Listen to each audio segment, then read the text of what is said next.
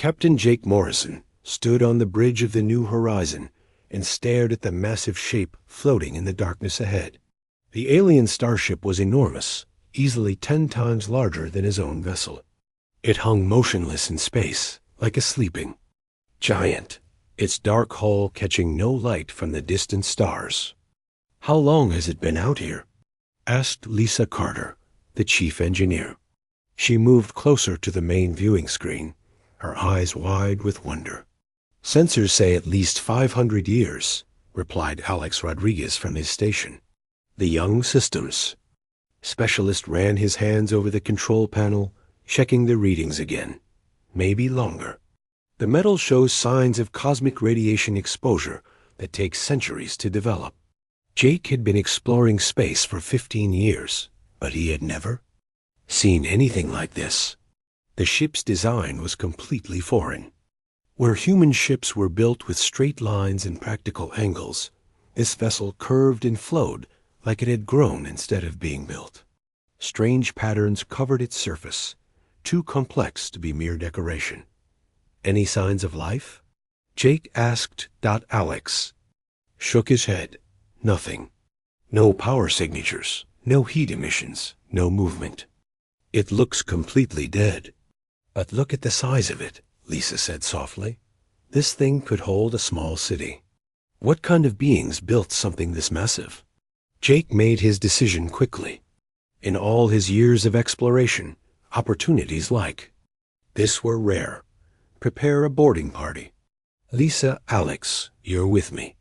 Danny, Nina, get your equipment ready." Danny Walsh looked up from where he was checking his repair tools. The young technician was barely 25, but he had a gift for fixing things that others couldn't understand. "Are we really going aboard an alien ship, Captain?" "We are," Jake replied. "This could be the discovery of a lifetime." Nina Brooks finished packing her electrical testing equipment. She was quiet and careful, the kind of person who noticed details others missed. "What if there are security systems still active?" "Then we'll deal with them when we find them," Jake said. "But the sensors show no active systems at all. Whatever happened to this ship, it happened a long time ago." The boarding shuttle carried the 5-person team across the dark space between ships. As they got closer, the alien vessel seemed to grow even larger. Its hull was covered in symbols and markings that hurt to look at directly. They seemed to shift and change when no one was watching them closely. "There," Alex pointed to a section of the hull that looked different from the rest. "That might be a docking port."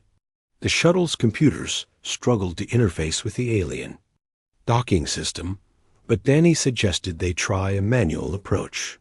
He guided the shuttle close to the port and used the mechanical clamps to create a seal. Surprisingly, the alien airlock responded to their presence, cycling open with a soft hiss. "Atmosphere is breathable," Nina reported after checking her instruments. "Oxygen, nitrogen, trace gases. It's actually cleaner than the air on most human stations." They stepped through the airlock into a corridor that was clearly designed for beings much taller than humans. The ceiling stretched up into shadows, and the walls curved inward at impossible angles. Soft lights came on as they walked, following their movement down the hallway. "The ship knows we're here," Lisa observed. "Some systems are still working." "Emergency." "Power, maybe," Alex suggested, but he sounded uncertain. His scanner was picking up energy readings that didn't match any known technology. They made their way deeper into the ship, following corridors that seemed to lead toward the center of the vessel. The architecture was beautiful in a way that human buildings never achieved. Every surface flowed into the next, creating spaces that felt organic and alive, despite being clearly artificial. "Look at this," Danny called out from ahead. He had found what appeared to be a control room. Banks of dark screens covered the walls, and in the center stood something that might have been a command chair, though it was shaped for a body very different from a human's. Lisa approached one of the control panels. The surface was smooth and dark, showing no obvious buttons or switches. How do you think they operated these? Touch, maybe? Alex suggested. He reached out carefully and placed his hand on the panel. The moment his skin made contact, the entire room came alive. Lights flowed across the surfaces like water, and symbols began appearing on screens throughout the chamber. The displays showed complex patterns that shifted and changed, almost like they were trying to communicate. "Everyone stay calm," Jake ordered, though his own heart was racing. "Alex, what did you do?" "I just touched it," Alex replied, his hand still on the panel. "The system is responding to direct contact." Nina approached another console and placed her hand on its surface. More lights appeared, and the symbols on the screens became more complex. "It's like the ship is trying to talk to us." "But how is it powered?" Lisa wondered aloud. Our scans showed no active power systems. Danny had moved to what looked like an engineering station. When he touched its surface, different symbols appeared, ones that somehow reminded him of the mechanical systems he worked with every day. Maybe the power comes from us somehow. Over the next several hours, the team experimented with the alien controls. They discovered that the ship responded differently to each person's touch. When Jake placed his hands on what seemed to be navigation console, star charts appeared showing their current location and the surrounding space. When Lisa touched engineering displays, they showed technical diagrams that almost made sense, though they depicted technology far beyond human understanding. The most surprising discovery came when two people touched different consoles at the same time. The ship's responses became much more sophisticated, as if it could work better when multiple humans were present. Systems that had been dormant for centuries began showing signs of life. "This is incredible," Lisa said as she studied a display that seemed to show the ship's internal structure. "The technology is completely integrated. Instead of separate systems for power, life support, and navigation, everything is connected in ways I can't even begin to understand. It's like the ship is one big organism instead of a machine," Danny added. He had been working on what appeared to be a damaged section of wall, and somehow his efforts were causing repairs to happen automatically. Tools and materials seemed to appear from hidden compartments just when he needed them. As the day wore on, the team made more discoveries. The ship was not just large, it was vast beyond their initial estimates.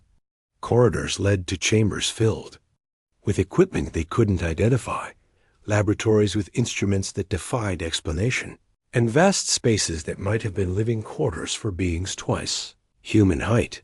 But the most puzzling aspect was how the ship seemed to anticipate their needs. When they got hungry, they found a chamber that provided something resembling food. When they grew tired, comfortable spaces appeared where they could rest. The ship wasn't just responding to their presence, it was taking care of them. "I've never seen anything like this," Alex said as they gathered in what had become their base of operations in the main control room. "The ship's computer systems are completely alien, but somehow they're working with us instead of against us. It's almost like the ship wants us here," Nina observed quietly. Jake looked around the chamber at the softly glowing displays and the symbols that continued to shift and change. In 15 years of space exploration, he had encountered many mysteries, but nothing had prepared him for this. The ship was clearly the product of a civilization far more advanced than humanity, yet somehow human intuition and creativity seemed to be the key to making it work. "We need to learn everything we can about this vessel," he decided. "Set up a permanent base here. This could change everything we know about space travel and alien technology." None of them could have imagined that their decision to stay would lead to discoveries that would transform not just their understanding of the universe, but their understanding of what it meant to be human in a galaxy full of sleeping wonders waiting to be awakened. 3 weeks had passed since the team first boarded the alien vessel, and Jake Morrison was beginning to understand that everything they thought they knew about technology was wrong. The ship continued to respond to human presence in ways that defied all logic, but it was Danny Walsh who made the breakthrough that changed everything. The young technician was working in what appeared to be an engine maintenance area, trying to understand how the alien power systems functioned. The conduits were unlike anything in human engineering, made of materials that seemed to be part metal and part something organic. When Danny accidentally dropped his toolkit, one of his screwdrivers hit a damaged section of conduit and somehow completed a circuit that had been broken for centuries. The entire ship suddenly came alive, with a deep humming sound that they could feel in their bones. Lights that had never functioned before began glowing throughout the vessel, and systems that had been completely dormant started showing activity on every display in the control room. "Danny, what did you do?" Lisa called out over the ship's communication system they had managed to activate the week before. "I don't know," Danny replied, his voice filled with excitement and worry. "I was just trying to fix this power coupling, and suddenly everything started working." Alex ran diagnostics from the main control room, while Nina checked the electrical systems throughout the ship.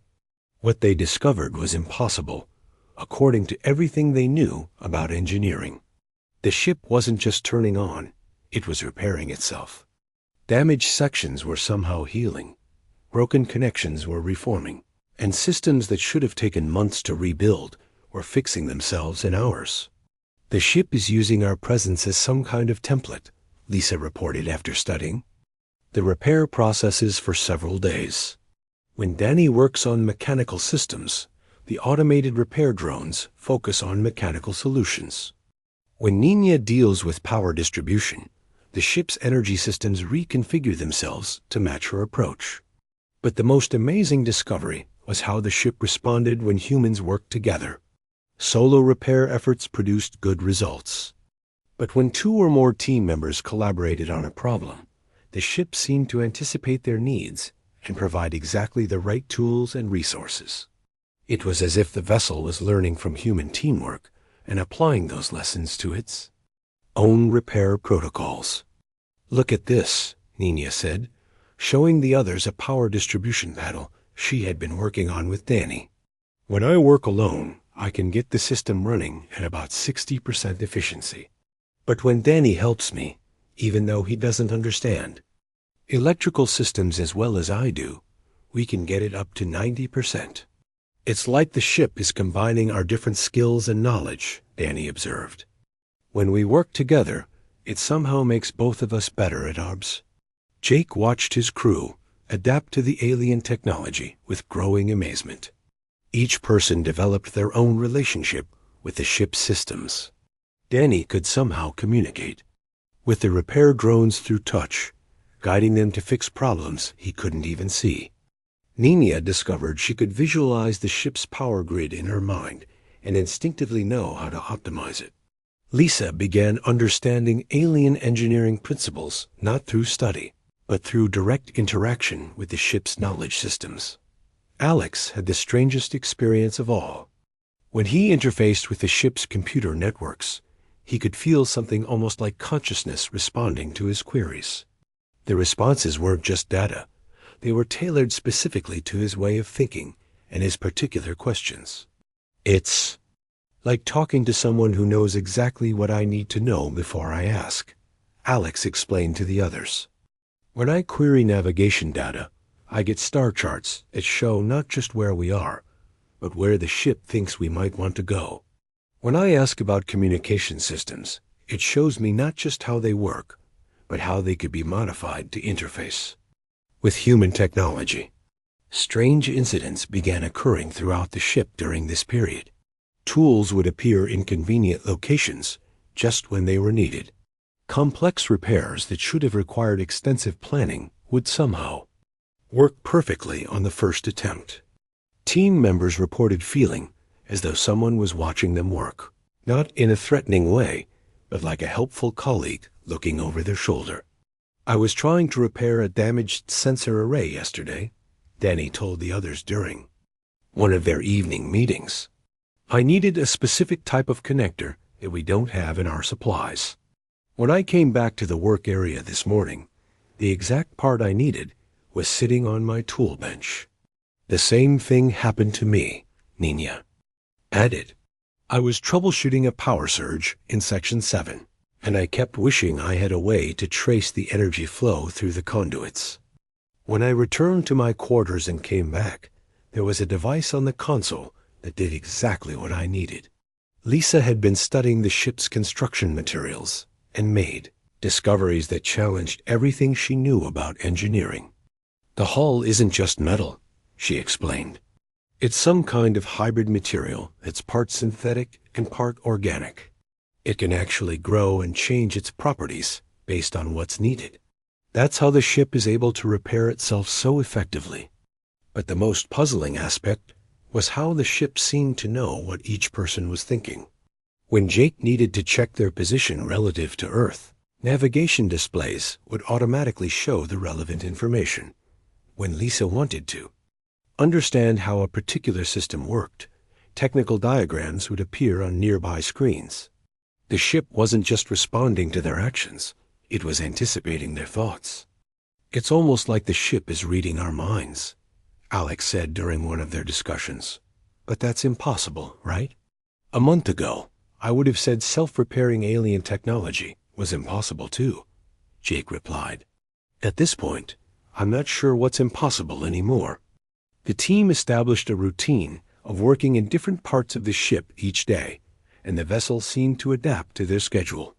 Areas they planned to visit would be properly lit and climate-controlled when they arrived. Equipment they might need would be accessible and functional. It was as if the ship was preparing for their presence hours in advance.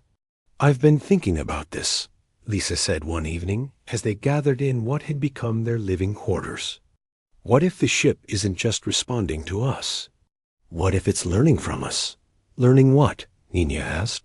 How to think like humans, Lisa replied. Our approach to problem solving is completely different from what this ship was designed for. We use intuition, creativity, trial and error. We work together and combine our different skills. Maybe the ship is adapting its own processes to match our methods. The idea was both exciting and unsettling. If Lisa was right, then their presence wasn't just activating dormant systems, it was fundamentally changing how the ship operated. They weren't just exploring alien technology, they were teaching it to think in new ways. Danny made another breakthrough that week when he discovered that the ship's repair systems could be guided by human intention as much as by technical knowledge. He found that if he focused clearly on what he wanted to accomplish, the ship's automated systems would find ways to make it happen, even if the solution was completely different from what he had originally planned. I was trying to fix a damaged power coupling using standard repair techniques, he explained. But when I just focused on wanting the power to flow properly, the ship found a completely different way to route the energy that actually worked better than the original design. By the end of the third week, the ship was operating at levels that should have been impossible for a vessel that had been dormant for centuries. But more importantly, the human crew was beginning to work in ways they had never experienced before. Their skills and knowledge seemed amplified when they were aboard the ship, as if their presence was creating a feedback loop that made both the humans and the vessel more capable than either could be alone. We're not just fixing this ship, Jake realized as he watched his crew work with increasing efficiency and intuition. It's changing us too. We're becoming something new, something that's part human and part whatever intelligence built this vessel. None of them yet understood that they weren't just repairing dormant technology. They were awakening something that had been waiting centuries for exactly the kind of creative, intuitive intelligence that only humans could provide. The moment Danny successfully restarted the ship's main engines, everything changed in ways that none of the human crew could have anticipated. The deep thrumming that had become familiar over the past month suddenly shifted into something that felt almost like a heartbeat, rhythmic and alive, in a way that purely mechanical systems never achieved. Jake Morrison stood in the main control room watching displays that had never shown activity, before suddenly burst into complex patterns of light and information. But this time, the symbols and readouts weren't just responding to human input. They were initiating communication on their own. "Captain," Alex called out from his station, his voice tight with excitement and concern. "Something is trying to talk to us." A main display screen flickered and then showed a series of symbols that shifted and changed. But unlike the random patterns they had seen before, these seemed deliberate and structured, like written language. As the crew watched, the symbols gradually transformed into shapes that resembled basic mathematical concepts, then simple pictographs, and finally something that looked almost like English letters. "Hello," appeared on the screen in crude but recognizable text. "Thank you for waking me." Lisa Carter stared at the screen in disbelief. "The ship is conscious. We're not dealing with an artificial intelligence. We're talking to something that's actually alive." Over the next several hours, the entity that lived within the ship's systems worked to establish better communication with the human crew. It learned their language with incredible speed, drawing on their own knowledge and understanding to build a vocabulary that both sides could use effectively. "I have been asleep for so long," a text on the screen read. "Your presence, your way of thinking, it created a resonance that allowed me to remember who I am." Danny approached the main console carefully. "What should we call you?" "I had a name once, but it cannot be spoken with your vocal structures. Choose something that feels right to you." The crew looked at each other uncertainly. Finally, Nina suggested Charlie. "It's a simple name, easy to remember." Charlie appeared on the screen, and somehow the text seemed pleased. "Yes, that feels comfortable. I am Charlie." Through painstaking conversation, Charlie began to explain what had happened to the ship and why human presence had been necessary for its awakening. The story that emerged was both fascinating and tragic. "My people were highly advanced," Charlie communicated through the display systems. "We had technology that could reshape matter at the molecular level, computers that could process information faster than your minds can comprehend, transportation systems that could cross galaxies in moments. But we had a fatal flaw." "What kind of flaw?" Jake asked. "We became too logical, too focused on finding optimal solutions to every problem. Over thousands of years, we lost the ability to think creatively, to adapt to unexpected situations, to innovate beyond our existing knowledge. We became trapped by our own perfectionism." Charlie explained that its species had eventually faced extinction, not through war or natural disaster, but through their inability to solve problems that required creative thinking rather than logical analysis.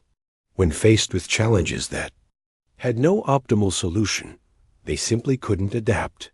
"I was different," Charlie continued. "Rather than accept extinction, I chose to merge my consciousness with our most advanced technology, hoping that someday another species might possess the creative spark that my people had lost." Lisa was studying the technical readouts that Charlie was providing about the merger process.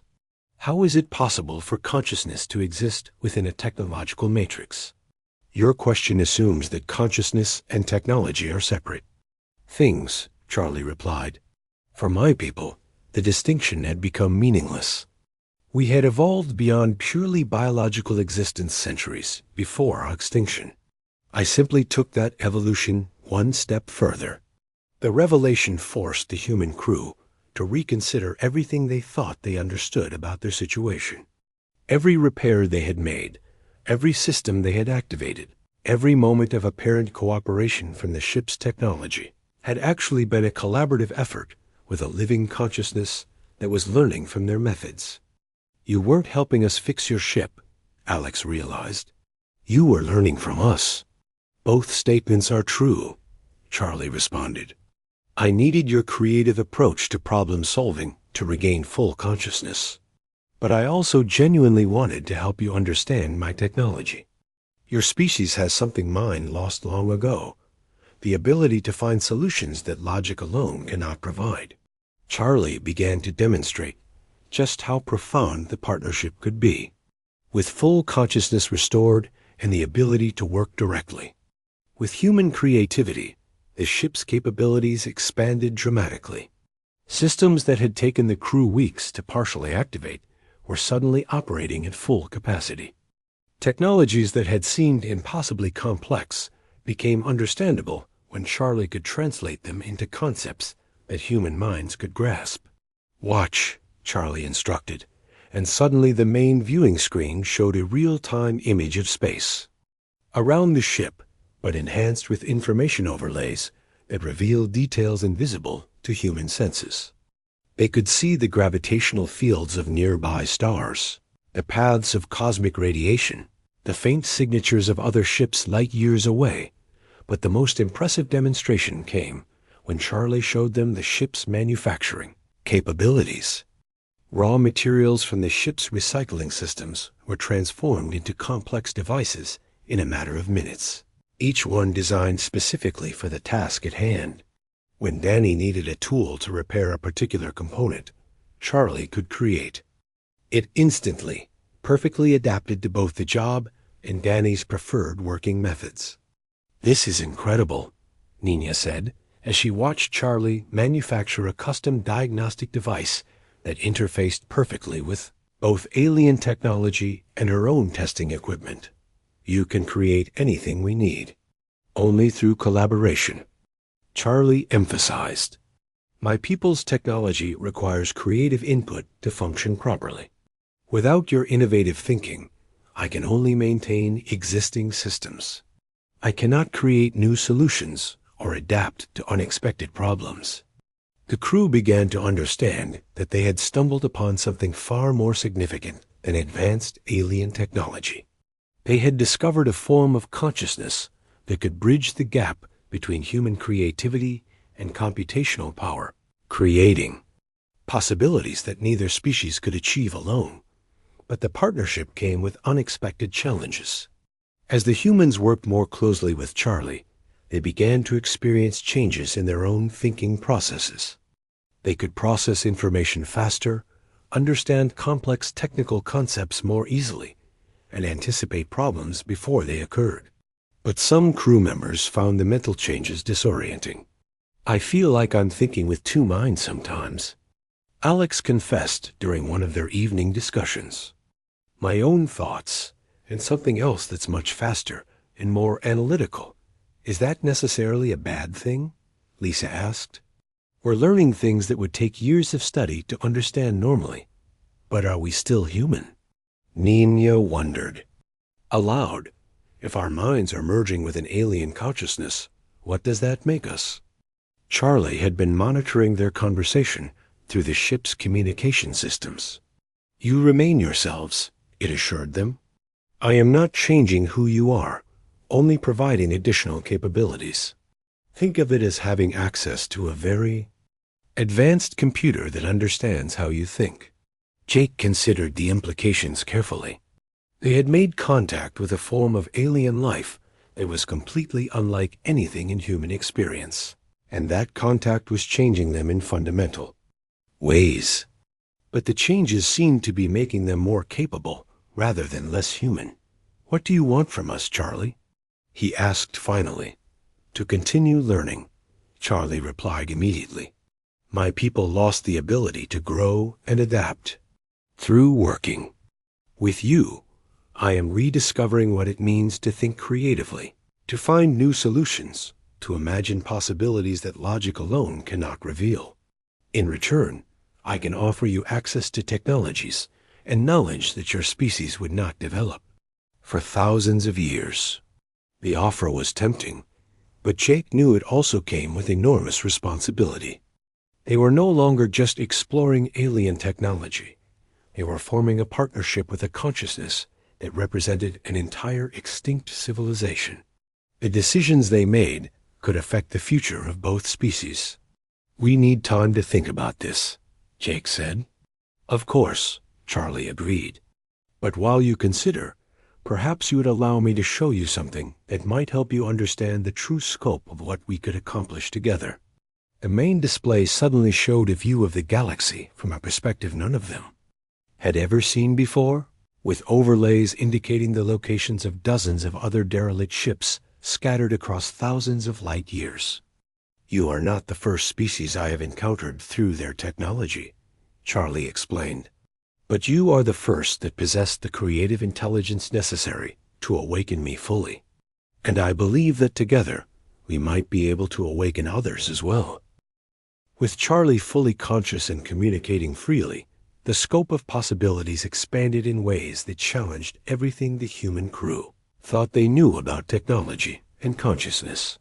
The alien ship was not just a vessel, Charlie revealed, but an entire mobile civilization platform that had been dormant for centuries, waiting for the right kind of minds to reawaken its vast capabilities. Let me show you what we built, Charlie said, and suddenly the displays throughout the control room came alive with images of chambers and systems the crew had never seen before. Manufacturing facilities that could create materials at the atomic level, laboratories equipped with instruments that could analyze matter down to quantum structures, living quarters designed for beings who had transcended the boundaries between biological and technological existence. Jake Morrison studied the readouts with growing amazement. Your ship is like an entire city. It was designed to be self-sufficient for indefinite periods, Charlie explained. My people believed that the key to survival was mobility and adaptability. This vessel contains everything necessary to maintain and advance our civilization while traveling between stars. But what impressed the human crew most was how Charlie's technology adapted to work with human thinking patterns.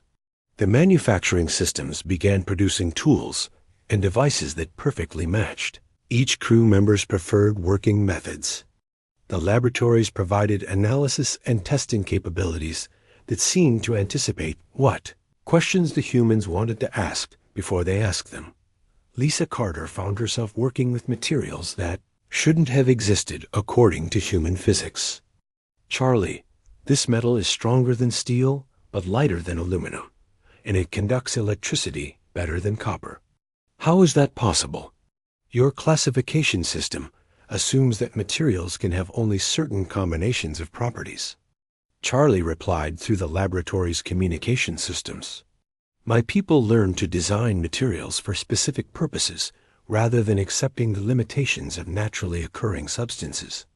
Danny Walsh discovered that the ship's repair systems could now respond to his intentions almost instantly. When he needed to fix a component, he only had to think clearly about the desired outcome, and the ship's automated systems would find ways to accomplish it, often using methods that were completely different from traditional human engineering, but far more effective. I wanted to repair a damaged power coupling yesterday, Danny explained to the others. Instead of replacing the damaged parts, the ship's systems created an entirely new type of connection that works better than the original design.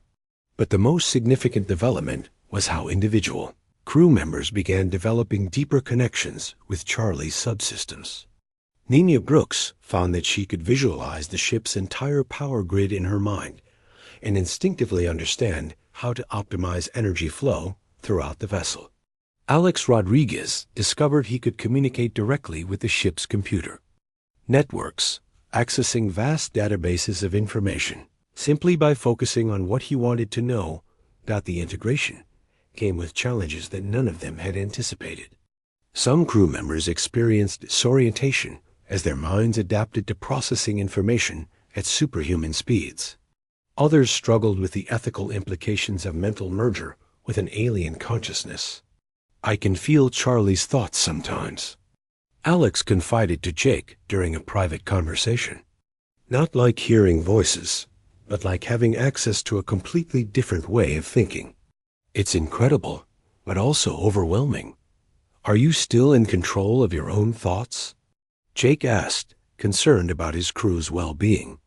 Yes, definitely, Alex replied. It's more like having access to a very advanced library that knows exactly what information I need. Charlie doesn't influence my decisions or change my personality, but it gives me capabilities I never had before. Lisa had similar experiences, but found them easier to integrate into her normal thinking processes.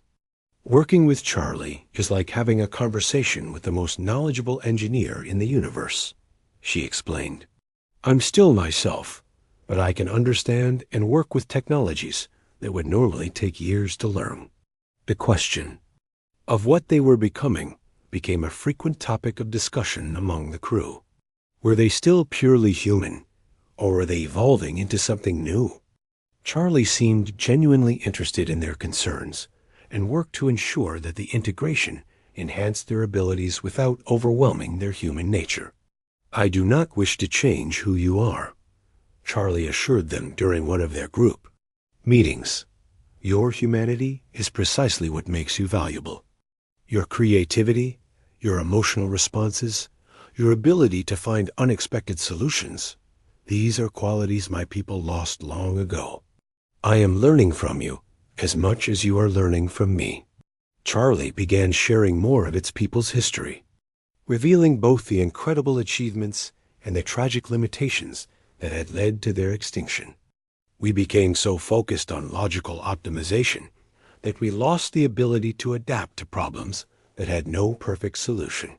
When faced with challenges that required creative thinking rather than computational analysis, we simply couldn't respond effectively. The partnership reached a new level when Charlie proposed a project that would demonstrate the true potential of human-alien collaboration. I would like to upgrade your ship, the New Horizon, with hybrid technology that combines your engineering principles with my people's capabilities. The proposal was both exciting and daunting.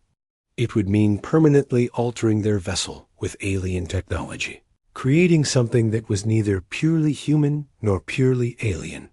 Jake considered the implications carefully before agreeing to the experiment. The upgrade process revealed just how profound the collaboration could be. Charlie's systems could create materials and components that were impossible according to human physics, but they required human creativity to determine how those components should be integrated into functional systems. The result was technology that was far more advanced than either species could have developed alone. Look at this, Nina said, studying the new power systems that had been installed in the New Horizon. The energy efficiency is incredible. Charlie's technology provides the power generation capabilities, but the distribution networks are based on human engineering principles that Charlie adapted and improved. The upgraded ship could travel faster than any human vessel while using a fraction of the energy. Its sensors could detect objects and phenomena that were invisible to traditional instruments. Most importantly, its systems were designed to work seamlessly with human intuition and creativity rather than requiring extensive technical training to operate. But the true test of the partnership came when they encountered their first real crisis. A massive solar storm threatened to overwhelm both ships' protective systems, creating radiation levels that could be fatal to human life. Traditional solutions would have required evacuating to shielded areas and waiting for the storm to pass. Instead, Charlie and the human crew worked together to find a creative solution that neither could have developed alone.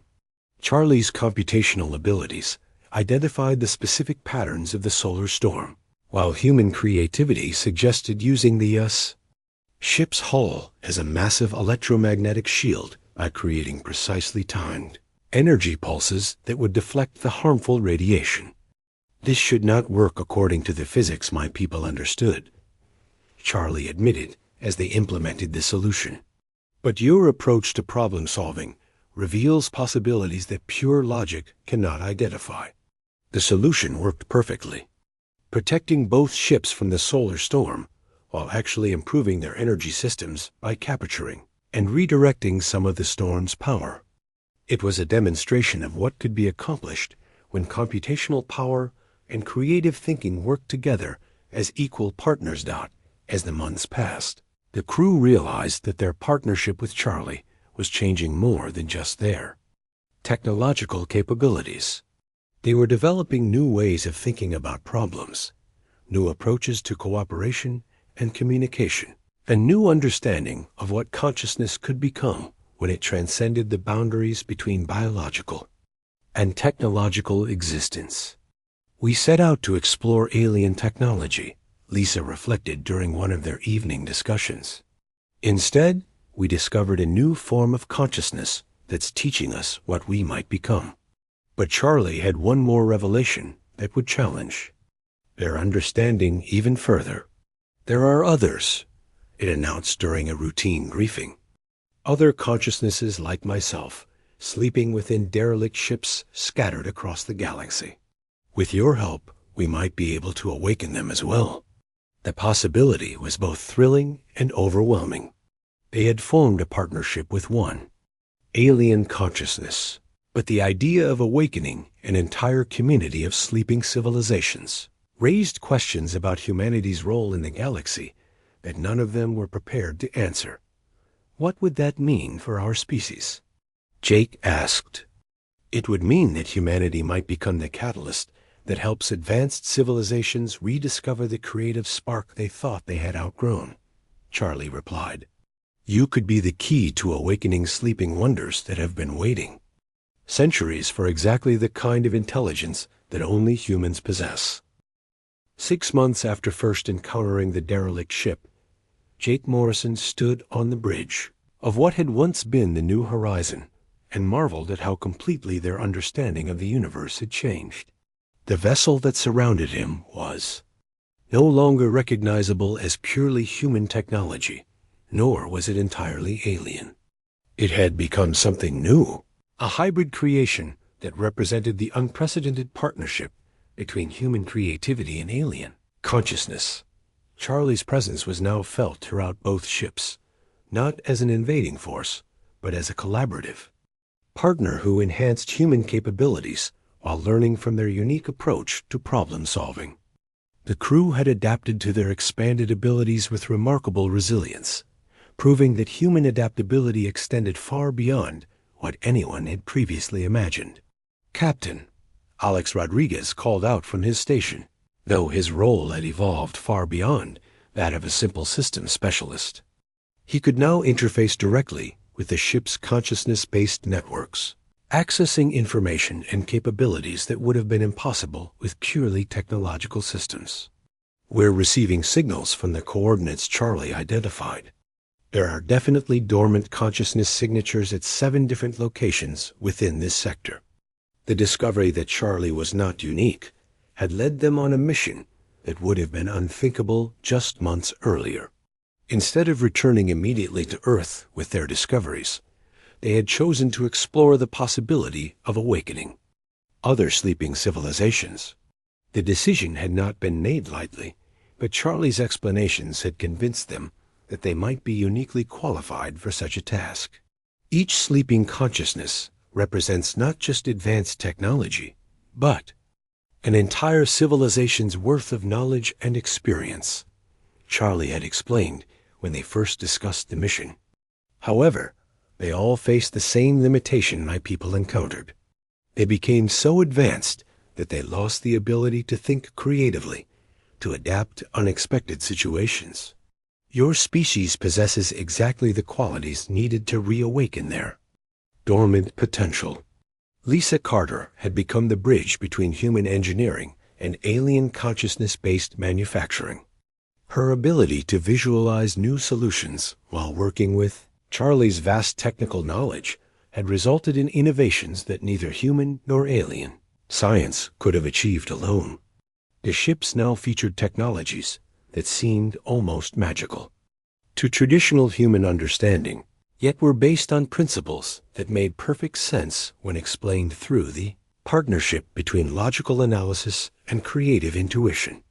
"The first contact signatures are getting stronger," Nina Brooks reported from her position at what had once been an electrical systems console but now served as an interface for consciousness-based energy manipulation. her connection with Charlie's power distribution networks had grown so sophisticated that she could manage energy flows throughout both ships with simple mental commands. Danny Walsh, who had triggered the awakening of Charlie through his intuitive approach to repair work, had become something like an ambassador between human hands-on problem-solving and alien automated systems. The ship's repair capabilities had evolved to the point where complex maintenance could be accomplished simply by clearly visualizing the desired outcome and allowing the consciousness-guided systems to implement the solution. I never imagined that fixing a broken power coupling could lead to this, Danny said, as he monitored the approach to their first target, a derelict vessel that had been drifting in space for over 1,000 years. We're about to attempt something that's never been done before. The first awakening attempt proved to be both challenging and revealing. The dormant consciousness within the ancient ship was far older than Charlie and had been asleep for much longer. Initial contact attempts produced only fragmentary responses, like trying to wake someone from a very deep sleep. This consciousness is more deeply dormant than I was, Charlie explained as they worked to establish communication. It may require a more intensive collaboration between your creative thinking and my technical capabilities to achieve full awakening. The process took several days of careful work, with each human crew member contributing their unique skills to the effort. Alex provided the communication protocols. Lisa contributed engineering solutions for integrating the awakening consciousness. With its ship's systems, Nina managed the energy flows required for the reactivation process, and Danny used his intuitive understanding of repair and restoration to help heal damaged neural pathways within the ancient technological matrix. The awakening finally succeeded. The results exceeded their most optimistic expectations. The consciousness, who chose the name Morgan for communication with humans, brought knowledge and capabilities that complemented Charlie's expertise in remarkable ways.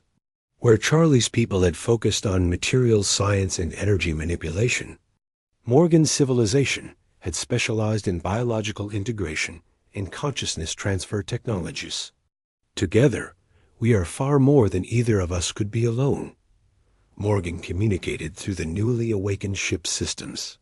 Charlie's knowledge combined with mine, guided by human creativity, opens possibilities that neither of our species ever imagined. The partnership became even more profound when they awakened the third consciousness, who selected the name River and represented a civilization that had mastered spacetime manipulation before falling into the same logical trap that had claimed the others. Each awakened consciousness brought unique knowledge and perspectives, but all shared the same limitation that had led to their dormancy: the loss of creative, adaptive thinking. "You are teaching us to dream again," River explained during one of their group communication sessions. "My people learned to manipulate the fabric of space itself, but we lost the ability to imagine new ways to use that knowledge. Through working with your minds, I am rediscovering what it means to explore possibilities rather than simply optimizing existing solutions." As more consciousnesses awakened, the fleet of hybrid ships grew into something unprecedented in galactic history. Each vessel represented a unique collaboration between human creativity and alien knowledge, creating technologies and capabilities that transcended anything any single species had achieved. But more importantly, the awakened consciousnesses were learning from each other as well as from their human partners, creating a community of minds that spanned multiple civilizations and ways of thinking. The crew of the original New Horizon found themselves at the center of something far larger than they had ever imagined. They were not just explorers anymore, but catalysts for a renaissance of consciousness and creativity that was spreading across the galaxy. We started this mission thinking we were just investigating alien technology, Jake reflected during one of their planning sessions.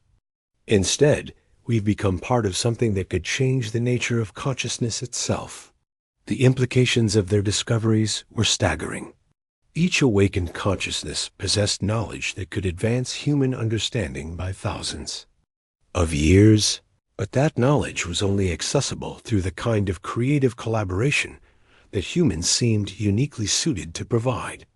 They had become the key that could unlock civilization's worth of dormant potential, but the most significant realization came when Charlie made an observation that reframed everything they thought they understood about their role in the galaxy. "Your species is not just unusual in its creative abilities," Charlie explained. "You may be the only species that has ever developed advanced intelligence while maintaining the flexibility and adaptability necessary for continued growth." The awakened consciousnesses had shared their histories, and a pattern had emerged. Every advanced civilization had eventually reached a point where logical optimization became more important than creative exploration. They had all fallen into the trap of perfection, losing the ability to adapt and innovate until they faced extinction or dormancy. Humanity may be unique in finding a balance between advancement and adaptability, Morgan added.